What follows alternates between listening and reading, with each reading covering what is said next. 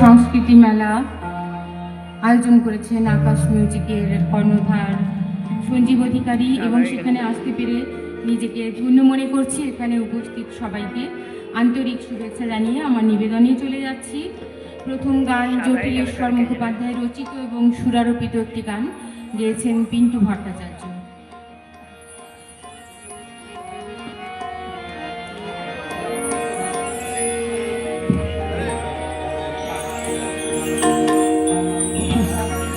প্রেমের বাঁশি বাজে রে যুগ যুগান্তে, দিক দিগন্তে, দূর দূরান্তে,